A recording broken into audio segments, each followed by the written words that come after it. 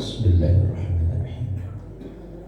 Assalamualaikum warahmatullahi wabarakatuh. A'udzu billahi minasyaitonir rajim. Bismillahirrahmanirrahim. Alhamdulillahi wahdah.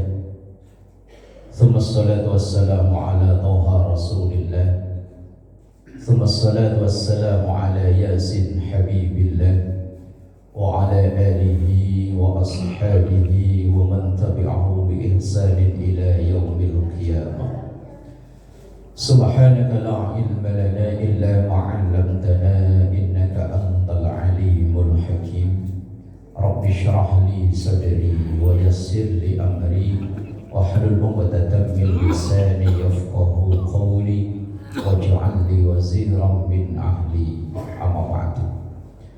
Hadratul ulama wal qarama wa hadratul jamaah, Bapak Ibu dan segenap pengurus Masjid Jami' Syiar Islam yang semoga kita semua selalu diberkahi, diridhoi dan dikaruniai sehat afiat, panjang umur dalam taat ibadah kepada Allah Subhanahu wa taala. Alhamdulillahilladzi ahyana ba'dama amatana wa ilaihin nusyur. Pagi ini kita dibangunkan kembali oleh Allah dalam keadaan sehat afiat tanpa kurang satu apapun. Semoga sehatnya kita ini menjadi modal untuk kita terus melakukan perbaikan dalam kehidupan kita, baik dari sisi hablum minallah maupun sisi hablum minannas, baik ibadah yang langsung berhubungan dengan Allah maupun ibadah yang berkenaan dengan sosial kemasyarakatan, sehingga suatu saat nanti kita dipanggil kembali oleh Allah dalam keadaan husnul khatimah. Amin ya rabbal alamin. Bapak Ibu jemaah yang dimuliakan Allah, pada pagi subuh hari ini, saat ini kita akan berbicara ngobrol tentang ibadah yang tak mungkin ditinggalkan oleh siapapun. Walaupun mungkin dia sholat enggak, puasa enggak, zakat enggak, haji enggak, tapi ibadah ini asal dia masih muslim, insya Allah melaksanakan itu, yaitu doa. Orang itu biar sholat enggak sholat, puasa enggak puasa, kalau doa saya yakin tetap doa. Walaupun mungkin ketika berdoa spontan, karena doa itu ada dua kelompok besar. Ada doa yang diformalkan, yang dengan seperangkat aturannya atau adab dan etikanya. Iklan dulu jualan roti.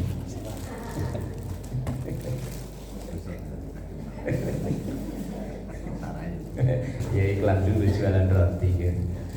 Doa itu ada yang diformalkan dengan seperangkat etika dan aturannya, yaitu hendaknya madhep kiblat, hendaknya dalam keadaan suci, hendaknya menutup aurat, hendaknya dengan mengangkat tangan, diawali dengan memuji Allah, berselawat pada Rasulullah, beristighfar dan lain-lain. Tapi juga ada yang doa itu dinonformalkan atau spontan. Misalnya saat pagi-pagi anak kita mau berangkat kerja, tugas jauh, mah izin ya berangkat kerja. Lah kita kan otomatis ngedoain ini, oh ya moga-moga selamat di perjalanan, nyampe tujuan, kerjaannya lancar, jangan lupa sholat 5 waktu. Doa. Dan doa ini juga termasuk inti dari ibadah. Dalam hadis Rasulullah SAW yang ditulis dalam kitab Riyadhus Shalihin, ad-du'a'u mukhul ibadah. Doa ini adalah inti dari ibadah. Maka setiap ibadah yang kita lakukan ada doa di situ. Bahkan dalam sesuatu yang mubah sekalipun itu ada doa. Mulai tadi kita bangun tidur sampai nanti sore malam kita mau tertidur kembali, Itu semua dalam Islam ada doa. Imam An-Nawawi dalam kitab Al-Adhkar atau Imam Al-Ghazali dalam kitab Bidayatul Hidayah yang disyarah Imam Nawawi Banten dalam kitab Maraqiyul Mubudiyah, itu semua dalam gerak-gerik kita mulai dari bangun tidur sampai tidur kembali, semuanya nggak luput dari doa. Mulai tadi bangun tidur, doa yang diajarkan sudah ada. Alhamdulillahilladzi ahyana ba'dama amatana wa ilaihin nusyur. Ya kalau ingat kadang ya dibaca, kalau nggak ingat ya wis langsung Pak ya. Namanya manusia. Biasanya mulai dari kita bangun tidur langsung kamar mandi.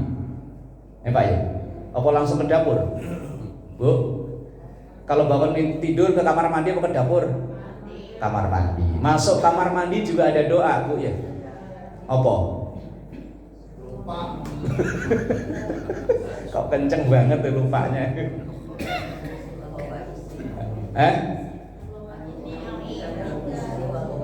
Nah, kalau anak-anak kita yang di PAUD, di TK itu apal banget. Kalau kita orang tua begini ya kadang ingat, kadang enggak. Apalagi kalau udah kebelet langsung loncat aja. Begitu selesai tugas kita di kamar mandi, keluar juga ada doa yang diajarkan. Bener ya? Selesai dari situ mulai kita pakai baju mau berangkat ke masjid ada doa.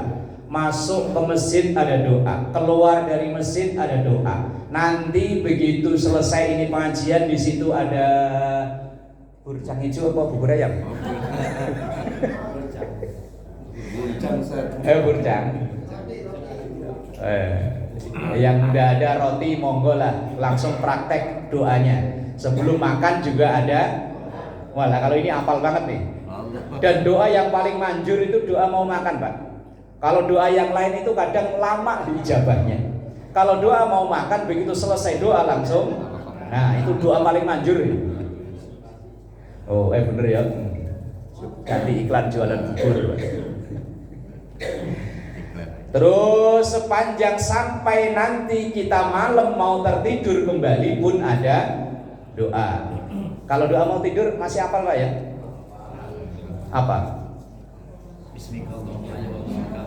Bismikallahumma ahya wa bismika.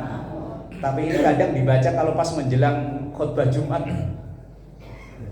Bu, ini suaminya nih depan-depan nih. Ini kalau khotib mulai ittaqullah, itu langsung baca doa Bismikallahumma ahya wa bismika. Maka kalau Jumatan yang datang duluan yang dicari, kalau nggak tiang dinding. Apalagi AC-nya adem, karpetnya empuk. Doa ngaji juga kadang itu loh yang dibaca. Kalau emak-emak insya Allah kalau ngaji itu rame. Kalau yang kaum pengajian itu begitu ngaji khusyuk, tenang, karena langsung baca doa. Kiainya, ustadznya, qala Syekhul Mu'allif rahimahullah ta'ala buka kitab jret, jamaahnya langsung baca Bismikallahumma ahya wa bismika. Langsung begini. Ntar kalau wallahu a'lam bishawab itu udah bangun. Makanya kalau ngaji bapak-bapak itu tenang, khusyuk. Lah kalau mak-mak kan kebalikannya Pak yo. Lah lalu doa yang terbaik itu yang bagaimana? Doa yang terbaik atau kalau boleh ibarat kompetisi sepak bola yang menduduki klasemen tertinggi itu adalah doa yang diambil dari ayat Quran. Karena doa yang diambil dari ayat Quran itu kita ngerti nggak ngerti, paham nggak paham, kalau itu yang kita baca ada nilai pahalanya. Misalnya doa andalan kita itu Rabbana atina fid dunya hasanah wa fil akhirati hasanah wa qina adzab. Ini doa dibaca dalam keadaan apapun cocok. Orang lagi seneng ya cocok, orang lagi susah ya pas. Orang lagi lahiran, kita nengok bayi baru lahir kita bacain doa itu ya pantes. Ada orang lagi susah, lagi sakit baca doa itu ya pantes. Bahkan sampai orang meninggal Kita baca doa itu ya pantas. Ini ibarat obat mah untuk segala macam penyakit. Orang lagi nikahan kita bacain doa itu yo pantas. Orang lagi ceraian, pernah diundang orang baca doa cerai nggak? Belum ya? Saya juga belum pernah sih ada orang cerai langsung selamatan baca doa gitu. Belum ya? Belum ya? Artinya doa yang menduduki level tertinggi adalah doa yang diambil dari ayat Quran.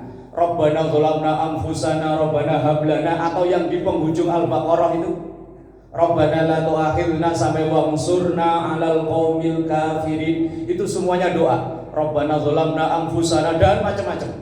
Pokoknya yang diambil dari ayat Quran itu menduduki peringkat tertinggi. Paham nggak paham ada pahalanya. Kemudian klasemen kedua, itu doa yang diambil dari hadis Rasulullah. Dan doa yang kita baca sehari-hari tadi itu, mulai dari bangun tidur sampai tidur kembali, rata-rata, walaupun nggak semuanya, rata-rata itu terambil atau diambil dari hadis Rasulullah SAW. Walaupun derajat hadis tersebut ada yang sahih, ada yang hasan, bahkan ada yang dhaif. Tapi walaupun dhaif, kalau itu doa silahkan diamalkan. Kalau untuk landasan hukum lah itu baru. Kalau dhaif nanti dulu. Ini yang level atau klasemen kedua. Klasemen ketiga adalah doa yang diijazahkan oleh guru. Kalau anak santri dulu rata-rata biasanya kesempatan-kesempatan tertentu kiainya itu sering memberikan ijazah doa. Ya santri amalkan ini, istiqomahkan ini. Ya wis itu level ketiga. Atau mungkin biasa kita hadir di majelis taklim begini, kemudian sang guru memberikan amalan atau doa. Nah ini level ketiga. Level keempat adalah doa yang kita faham artinya. Bahasa apapun terserah. Karena kebetulan kita lahir di Indonesia, yang paling kita paham ya bahasa kita. Jangan sampai kita hanya biar kelihatan keren doa pakai bahasa Arab tapi nggak ngerti artinya. Iya, kalau artinya pas, peruntukannya pas, alhamdulillah. Kalau berbanding terbalik repot, Pak. Ini cerita awal tahun 2000-an. Awal tahun 2000-an di Jalan Kesemok itu kalau lagi banjir kadang seminggu nggak surut-surut, kadang sedengkul. Lah di situ ada masjid kayak Pak Kiai Tamrin begitu nih. Kalau menjelang subuh habis adzan sambil nunggu qomat itu dia baca selawatan doa-doa itu. Lah doa yang dibaca itu begini, Pak. Allahumma askinna ghaisan mughisa wa la taj'alna minal qanitin. Itu di antara adzan sampai qomat ada mungkin 20 kali lebih dibaca, Pak, sambil nunggu imamnya datang. Nah, karena saya jamaah baru di situ, agak janggal, Pak, doa ini dibaca. Selesai sholat sehari itu saya belum berani. Hari kedua masih iya, hari ketiga masih iya. Orang-orang pada pulang, bapak itu habis beres-beres, saya samperin. Waalaikumsalam, Pak. Waalaikumsalam. Kenalkan, saya ngontrak di situ. Iklan kopi ganti. Iklannya banyak. Pokoknya di TV aja iklannya banyak. Terima kasih, matur nuwun. Pak Kiai Tamrin ini. Iklan dulu, Pak. Ngomong apa tadi saya ya? Tadi ya salawatan. Hari ketiga saya beraniin, Pak. Orang-orang udah pada pulang, bapak itu beres-beres, saya tunggu duduk di teras. Assalamualaikum, ya udah kenalan.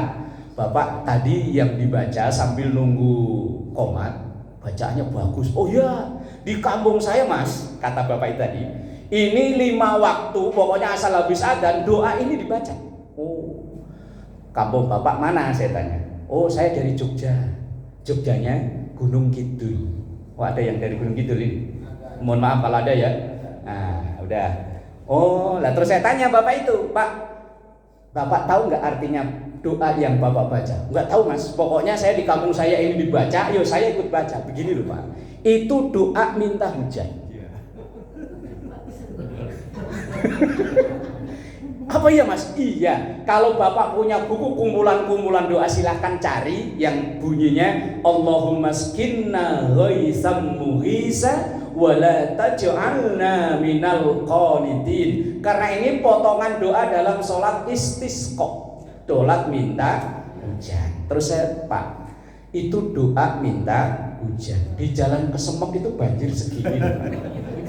Saya tanya, rumah bapak udah kebanjiran? Udah mas. Udah hampir 2 minggu belum surut. Lah kok masih minta hujan?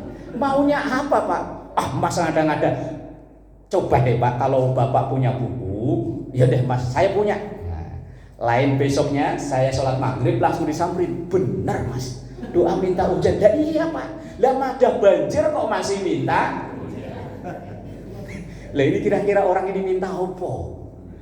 Gara-gara doa hanya denger-denger dari tempatnya. Memang doa itu cocok dibaca di kampung halamannya Pak. Karena kan dulu antara tahun 2000-an di sana itu kan, karena kebetulan bule saya itu dapat suami orang kebalik, Pak Lek saya itu dapat istri orang sana. Yaitu kalau bulan-bulan begini nih kesulitan air. Lah kalau dia baca doa minta hujan, pas Pak. Lah di Kesemek udah banjir, masih minta hujan. Ini gara-gara doa hanya denger-denger kemudian diamalin tanpa nanya dulu, nggak tahu artinya. Maka bapak seandainya sering berjamaah di sini, makmuman sama Pak Kiai, terus sama Pak Ustadz, sering doa itu dibaca. Sebelum bapak mengamalkan, tanya dulu, Pak Ustadz, doa yang Pak Ustadz sering baca boleh saya amalkan? Kalau Pak Ustadz itu ngajarin silahkan Pak, silahkan amalin. Kalau enggak, bahaya lagi. Ini cerita teman, bukan saya yang alami di Sorotan. Kebetulan ustadznya itu yang biasa imam rawatib memang menikah udah sekian tahun belum punya anak. Tentu doa yang dibaca adalah pengen punya anak. Rabbi la tadarni farda wa anta khairul warisin. Itu doa Nabi Zakaria ketika lama nggak punya anak. Lah karena ada jamaah yang tiap hari beliau itu selalu berada di saf terdepan, sering ikut jamaah, ustadznya baca doa kan lama-lama hafal Pak. Nggak nanya dulu sama Pak, langsung diamalin itu doa. Rabbi la tadarni farda wa anta khairul warisin. Satu hari dia hadir di acara orang akikahan, sang penceramah itu bahas doa itu. Lah kemudian yang bapak itu tadi nanya, Pak, itu benar doa minta anak? Benar Pak.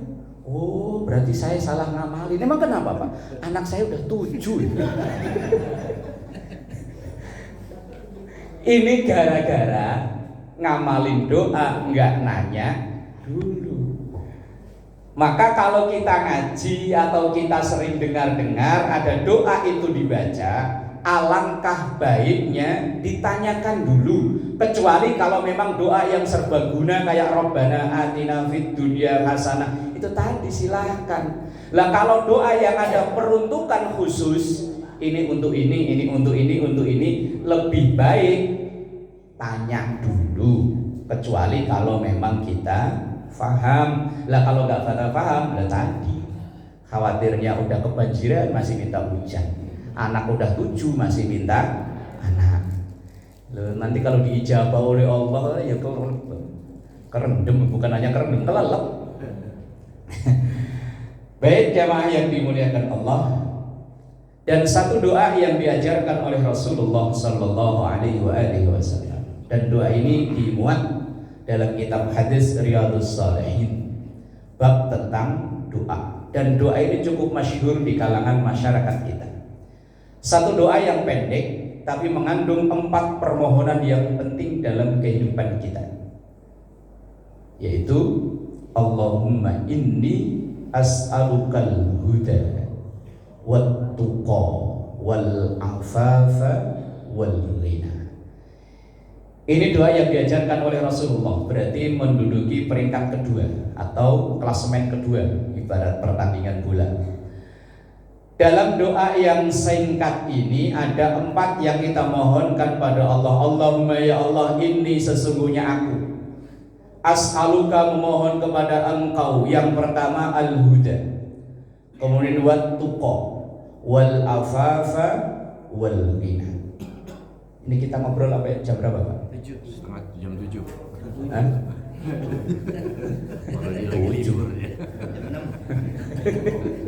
Wes pokoknya ya sekuat-kuatnya saya lah ya. Semalam tidur jam 1 baru tidur Pak.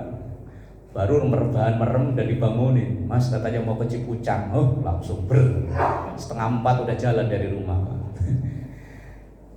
Al-huda, at-tuqa, al-afafa, al-ghina. 4 ini Pak. Apa ini? Yang pertama al-huda. Ini biasanya banyak dipakai nama masjid, nama musola.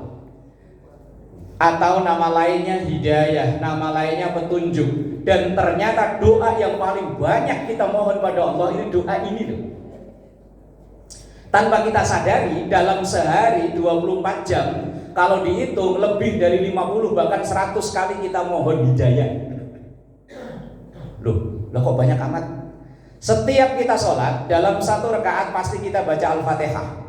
Dalam Al-Fatihah itu ada bacaan ihdinas siratal. Ayat keberapa Pak? Bu, ayat keberapa ini Bu? Hitung dulu ya.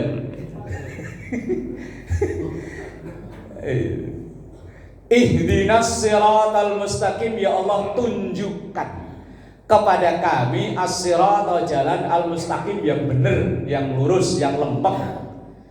Ini doa dalam setiap rakaat kita pasti baca, kecuali kita masbuk. Sehari semalam yang wajib 17 kali, itu baru yang wajib. Belum yang sunnah, qobliyah, ba'diyah, duha, tahajud, macam-macam. Kalau kita kumpulin yang wajib aja 17. Umpama yang sunnah kita ngambil 10 aja, udah 27. Itu baru di Fatihah. Kemudian ketika kita duduk di antara 2 sujud, ada 8 yang kita mohon pada Allah. Rabbi firli warhamni wajburni warfa'ni warzuqni wahdini. Yang nomor 6, mohon petunjuk pada Allah. Wa'afini wa'fu anni. Itu kalau sholatnya alon-alon. Kalau tarawih yang kebaca berapa ini? Kalau tarawih lo 8 ini yang kebaca berapa? Opo blas gak bocor? Wong baru mau baca baru Rabbi, imamnya udah susut lagi. Yes, kalau sholat pas lagi sendirian atau pas lagi sholat maktubah ini kan alon-alon. Di ke-6 itu kita baca wahdini ya Allah, berikan hidayah kepadaku. Itu setiap rakaat kita baca. Kalau tadi misalnya di Fatihah 27, berarti itu 27 pula. 27 tambah 27 54. Itu baru di dalam sholat. Belum ketika subuh. Bagi kita yang mengamalkan kunut sami Allahu liman hamidah, kita angkat tangan Allahumma hdini kalau sendirian. Kalau imam Allahumma hdina, ya Allah berikanlah petunjuk. Itu baru di dalam sholat, belum di luar sholat. Kita ngaji tadi diawali Fatihah, nanti selesai ngaji Fatihah. Belum nanti sore kalau ada yang undang tahlilan ila hadrati al-Fatihah. Apalagi kalau budaya di daerah saya Pak, di Pisang Batu Bojong, itu kalau yang dikirim doa itu 20 nama, maka Fatihahnya 20 kali. Kalau di sini begitu ya? Enggak ya? Kesuwen Pak. Acar keburu basi. Beseknya itu, apalagi beseknya masaknya pagi, tahlilannya malam, wah. Makan. Wa ila ruhi fulan al-Fatihah, ila ruhi fulan al-Fatihah. Saya 2 kali atau 3 kali pernah diundang isi ceramah haul Pak. Wah lama banget. Yang di absen banyak, ada kali 20. Lah itu baca Fatihah 20, setiap kali baca Fatihah ihdinas siratal. Berarti kalau dihitung-hitung di total-total dalam sehari 100 lebih mungkin Pak. Apalagi yang panitia pembangunan asal ada yang datang, alhamdulillah sumbangan dari fulan bin fulan hamba Allah, nggak mau disebut namanya Pak. Hamba Allah Jalan Cipucang 3 nomor 27. Namanya nggak disebut, cuma nama rumah lengkap. Al-Fatihah. Ini doa begitu banyak kita baca. Kenapa? Karena memang hidayah ini adalah hak prerogatif Allah. Mau diberikan kepada siapa terserah Allah. Nggak peduli siapa, kalau memang Allah ngasih dapat. Tapi kalau nggak ngasih, walaupun itu anaknya Nabi, nggak dapat. Apalagi yang cuma ngaku-ngaku. Anaknya Nabi loh. Nabi Nuh punya anak namanya Kan'an, anaknya Nabi. Ada yang bapaknya Nabi, Azar, bapaknya Nabi Ibrahim. Ada istri Nabi Lut. Ada ayah angkat Nabi, Fir'aun. Fir'aun itu ayah angkatnya Nabi Musa. Karena Nabi Musa karena lahir kecil ada undang-undang bahwa anak-anak laki-laki harus dibunuh, akhirnya dianyutin nama ibunya. Ditemu sama Asia, istrinya Fir'aun, yang diangkat, diasuh sama Fir'aun. Ayah angkatnya Nabi. Bahkan Rasulullah SAW pamannya plus besannya Abu Thalib. Abu Thalib itu paman. Karena Abu Thalib itu sekandung dengan Abdullah, akhirnya jadi besan. Karena Abu Thalib punya anak namanya Ali, dinikahkan dengan putri Rasulullah, Aisyah, Fatimah. Ya benar, Fatimah. Sampai akhir hayatnya, dalam riwayat yang sahih, Abu Thalib belum bersyahadat. Maka ketika Abu Thalib ini meninggal, ya wajar kan Rasulullah itu sedih. Ini paman, besan. Terus yang membantu perjuangan Rasulullah Abu Thalib di masa-masa periode Mekah, awal-awal dakwah Rasulullah, orang-orang pada memusuhi, yang membela mati-matian pamannya ini Abu Thalib, walaupun tadi sampai akhir hayat belum bersyahadat. Maka ketika Abu Thalib ini meninggal, dalam kesedihan Rasulullah itu justru malah ditegur oleh Allah dalam ayat, innaka la tahdi man ahbabta walakinallaha yahdi man yasha. Innaka, sesungguhnya engkau wahai Muhammad, la tahdi man ahbabta, tidak bisa memberi hidayah kepada orang yang engkau cintai. Ini paman besan yang membela perjuangan, gimana nggak cinta Rasulullah sama pamannya ini? Tapi walakinallah, tapi akan tetapi Allah yahdi man yasha, memberi hidayah kepada siapapun yang dikehendaki.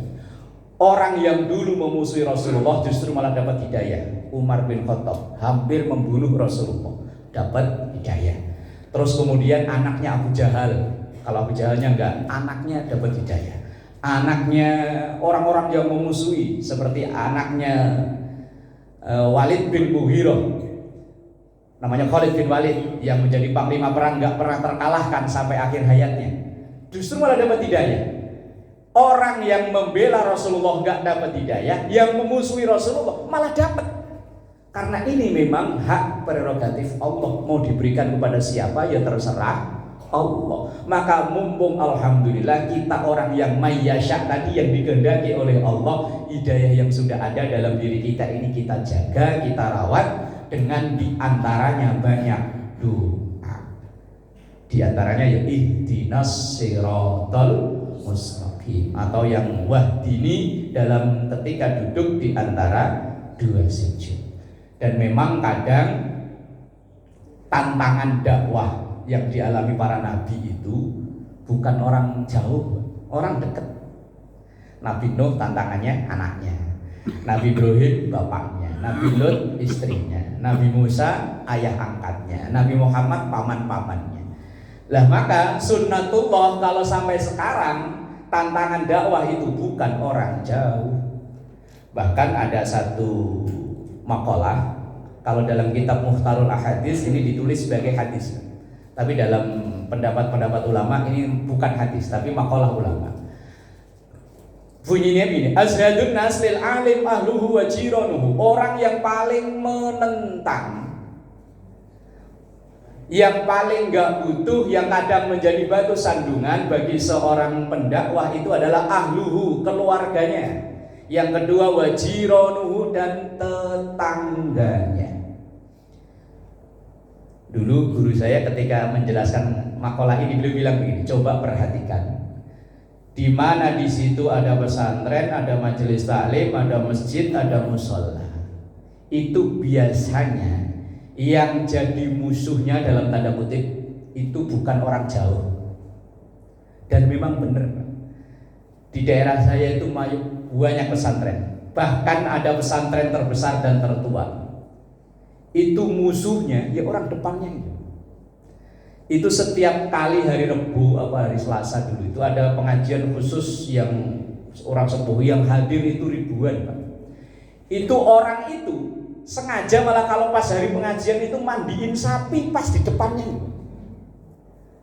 Kalau orang kampung dulu kan biaranya sapi, mandiin sapi, ya cuman pakai celana pendek. Kadang tempat parkir malah digali ya mandi. Sama anak pondok itu buancinya, ya Allah. Iya. Ternyata terus begitu teman cerita yang nyantri di sarang, Mbah Maimun, itu yang musuhin ya orang-orang terdekat. Begitu saya ke Jakarta, majelis taklim terbesar kan hari Minggu pagi ini kan di Kuitang, Pak ya. Orang dari mana-mana pada datang. Mungkin Jabodetabek ada di situ. Yang orang situ sendiri, Pak. Ayo. Malah orang situ sendiri enggak ada. Ya mungkin adalah satu dua, tapi rata-rata malah orang jauh. Begitu datang ke sini orang pada berbondong-bondong datang ke situ. Mbah Brio, yang orang sini? Orang sini. Ketua mesinnya saya tanya udah pernah Pak Roman? Udah ya, biar sekali ya. Yang orang jauh kadang pakai rombongan bis. Ternyata kok yo dari zaman dulu memang sunnatullahnya begitu. Balik kita. Permohonan pertama adalah al-huda, hidayah tadi. Kemudian wat tuqa. Tuqa bukan toko, bukan. Entar minta toko lagi, bukan. Tuqa itu bahasa lain dari takwa.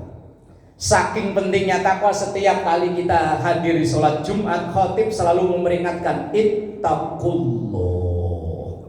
Takwa itu adalah rasa dalam hati ini selalu diawasi oleh Allah. Bahasa gampangnya takwa itu begitu. Bahwa orang yang rasa dalam dirinya itu merasa diawasi oleh Allah, maka pesan Rasulullah ittaqillaha haitsuma kunta. Lah kita ini kan takwa milih-milih tempat ya. Kalau di masjid begini kan takwa banget ya. Nunduk khusyuk. Yang ibu-ibu ya kelihatannya soleh. Wah. Kalau di masjid nggak tahu tadi di rumah. Di rumah ya lebih kejam dari Polda kadang ya. Oh iya memang Polda, Pak. Polisi dapur. Di rumah terus diomelin, keluar mulu ya diomelin. Laki di rumah mulu, giliran keluar mulu. Tapi orang sono Pak, orang sini mah alhamdulillah. Tuqa, takwa itu merasa selalu diawasi oleh Allah haitsuma kunta, dimanapun kita berada. Lah kadang kita masih milih tempat. Kalau di masjid begini ya Allah, astagfirullah. Kayaknya deket-deket banget sama Allah. Lah begitu pulang kok tadi berangkat bawa swalo kok pulang nyari Pakalolo. Swalo 15.000, Pak, Pakalolo 600.000. Muter gara-gara dengar ustadznya ceramah. Jamaah saudara semua, yang baik dibawa, yang jelek ditinggal, praktek. Salah praktek. Kemudian yang ketiga wal afaf. Afaf itu dalam tafsir hadisnya al-kaffu anil ma'asi wal qaba'ih, yaitu kita mohon pada Allah agar diri ini dijaga oleh Allah dari perilaku buruk dan perilaku nggak pantas, perilaku dosa dan perilaku nggak pantas. Kalau dosa semua orang hukumnya sama, Pak. Tapi kalau nggak pantas itu kadang melihat status orang itu. Satu pekerjaan yang sama dilakukan oleh orang yang berbeda, kadang orang anggapnya pantas dan nggak pantas. Umpama, Pak, mohon maaf. Di Cikucang 3 ini ada yang hajatan. Biasanya kalau Jakarta kalau hajatan kan kalau nggak ada organ tunggal kan sepi, Pak ya. Ada organ tunggal. Begitu ada organ tunggal, ada orkes dangdutannya, ada yang nyawer. Kalau yang nyawer itu jamaah biasa, jamaah beginilah. Orang anggapnya biasa. Coba yang nyawer itu ketua masjid. Atau mungkin saya gitu ya. Kebetulan diundang di sini, begitu artisnya, ayo bapak-bapak sawerannya mana? Saya langsung berdiri ikut, iya. Bareng sama ketua masjid, bareng. Kira-kira kemudian minggu berikutnya saya ngisi pengajian begini, pandangan ibu-ibu, bapak-bapak gimana? Ya Ustadz sawer. Padahal itu kalau yang jalani jamaah biasa kan nganggapnya biasa Pak ya. Tapi bagi orang-orang tertentu dianggap gak pantas. Maka kadang pantas gak pantas ya tergantung. Nah dalam doa itu kita mohon pada Allah agar kita bisa menempatkan diri. Perilaku ini loh buat saya ini pantas Allah enggak.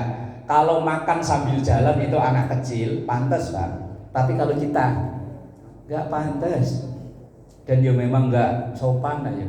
Anak kecil tuh makan sambil lari-larian pantas. Cuman pakai kolor doang pantas. Lah coba yang ini. Lah ya langsung, wah udah lama belum, hati-hati jagain jangan sampai masuk pasar, ya kan gitu. Afaf. Kemudian yang terakhir yang keempat al-ghina. Ghina itu adalah merasa dalam diri ini cukup. Penyakit kita ini kan nggak pernah merasa cukup dengan apa yang diberikan oleh Allah. Makanya kalau kita ngobrol itu seringnya ngomongnya begini, bapak mah enak, anak udah selesai semua, udah pada nikah semua lah saya.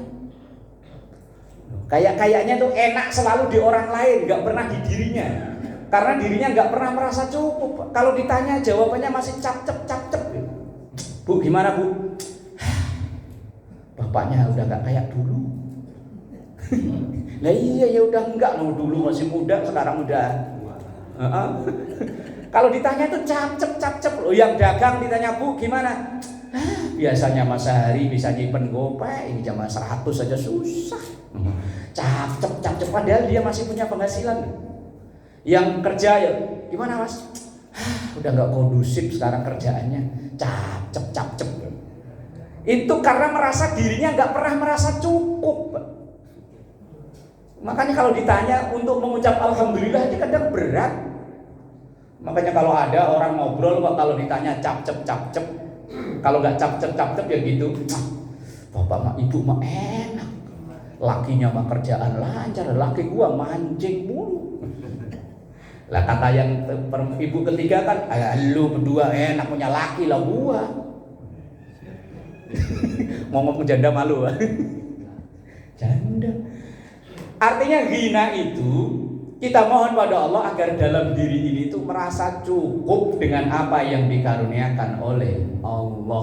Orang paling bahagia itu orang yang merasa cukup. Orang yang paling sengsara itu biar dia punya kontrakan se-RT.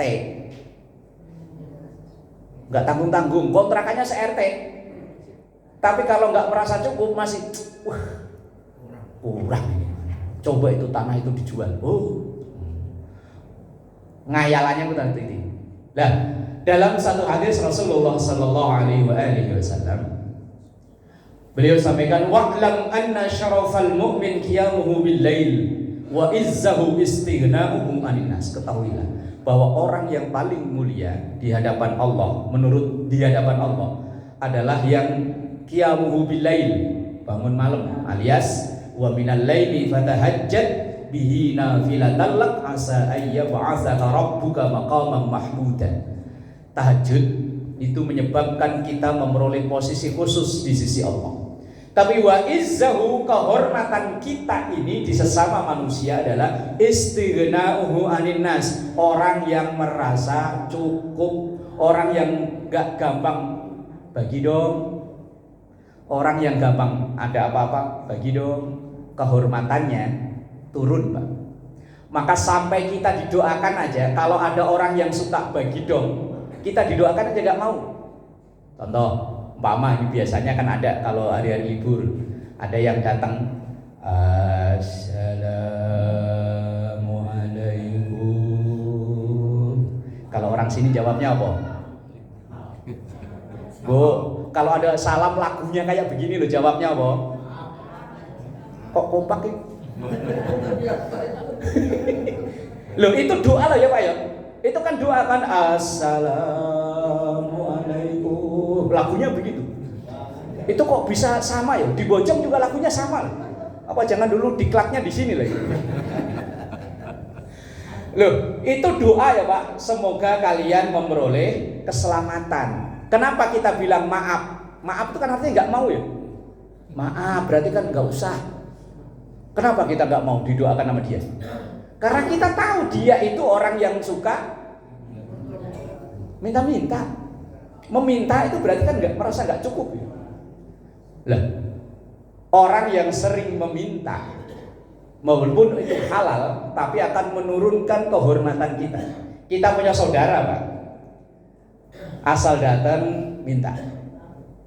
Hari ini datang minta buat lunasin motor. Minggu berikutnya datang lagi minta buat bayar anak sekolah. Begitu lagi datang minta. Kalau itu keseringan, dia baru parkir motor di depan aja, kita di dalam udah suudon. Minta apa lagi? Kemarin aja belum balik, padahal bisa jadi itu mau bayar utang. Karena keseringan minta, kita udah suudon terlebih dahulu. Maka sifat yang diajarkan oleh Rasulullah atau yang diajarkan dalam doa ini adalah ghina, menjaga muru'ah, menjaga kehormatan. Kalau memang tidak kepepet, yo wis usaha sendiri. Lah kalau memang baru kepepet ya wis lah. Loh, namanya minta juga halal ya. Lah dalam doa ini 4 yang kita mohon pada Allah. Yang pertama al-huda, hidayah. Yang kedua at-tuqa, takwa, merasa diawasi oleh Allah. Yang ketiga afaf, menjaga kehormatan atau terjauhkan, terhindarkan dari perilaku dosa atau yang tidak pantas. Dan yang keempat, mohon agar dalam hati ini ada rasa cukup biar gak gampang meminta. Wallahu a'lam bishawab. Al-Fatihah.